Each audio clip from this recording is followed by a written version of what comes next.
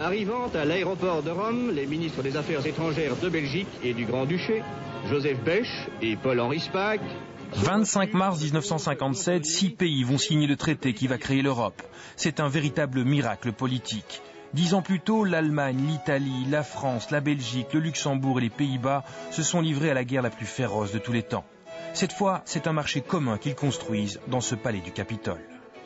Spaak marche vers le bout de la plateforme et s'adosse à la balustrade et il se tourne vers nous et il nous dit « Vous croyez que nous avons reconstruit l'Empire de Rome et cette fois sans un coup de fusil, sans une flèche ?»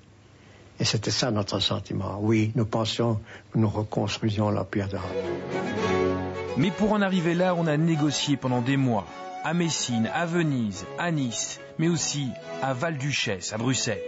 Depuis 6 ans déjà, les productions d'acier et de charbon, ces matières premières indispensables pour faire la guerre, ont été mises en commun. Mais là, on parle de libre circulation des marchandises, des capitaux, des personnes, de la fin des douanes. On parle davantage de gros sous. Il y avait beaucoup d'épicerie dans la discussion. C'est ça que... Mais c'est comme ça la vie, vous savez.